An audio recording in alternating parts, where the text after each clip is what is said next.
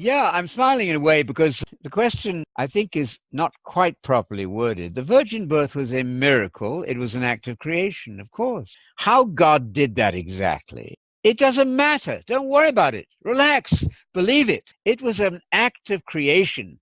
Did God have sex with Mary? Of course not. Don't even imagine that. God ensured that Mary became the mother of Jesus without the intervention of a physical father. That's enough.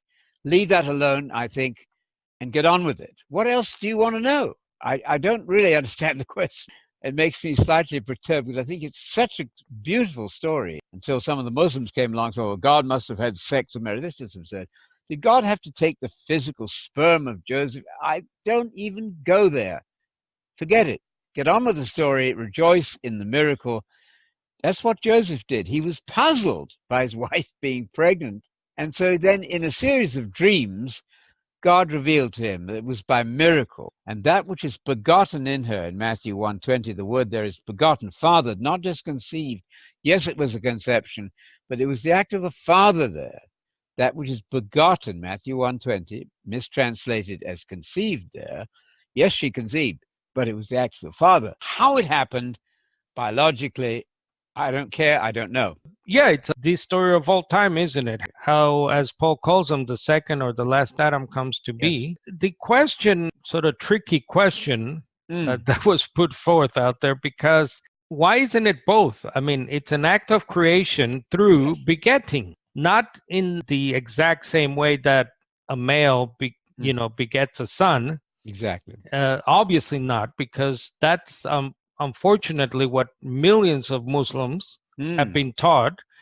That, well, those Christians are teaching every time you hear beget or begotten son, don't believe it, because that's yes, it would be blasphemous if that's what the virgin birth was actually saying, that God somehow had sex like the pagan gods. Yes. Right? Like the Greek gods of Olympus and so on. But obviously not. So why can it be both? It's both an act of creation through procreation.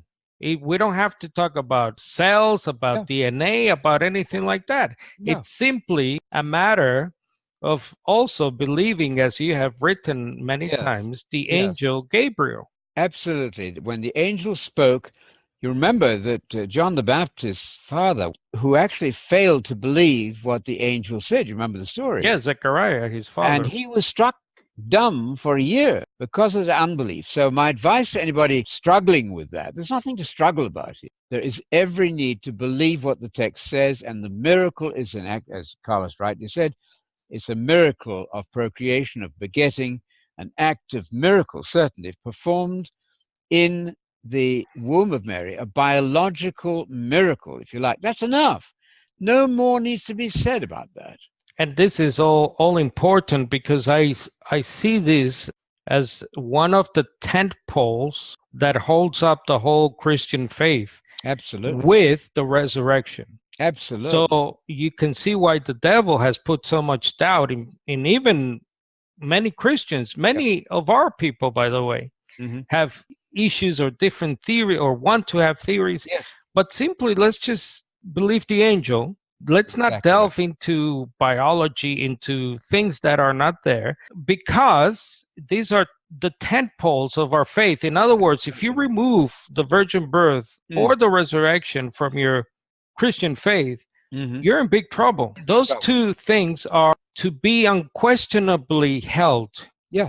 Right? Otherwise, you don't believe what God says, and that's a very dangerous thing. The story there of Zechariah with deafness for a whole year during that pregnancy, because, as the text says, he refused to believe what God says. It's a very bad policy not to believe God. Yeah, let's remember the words. Why the whole Gospel of John was written, by the way. John 20:31. Yes. So that you may continue to believe. Let's continue to work out our salvation, right? Not as a once saved thing.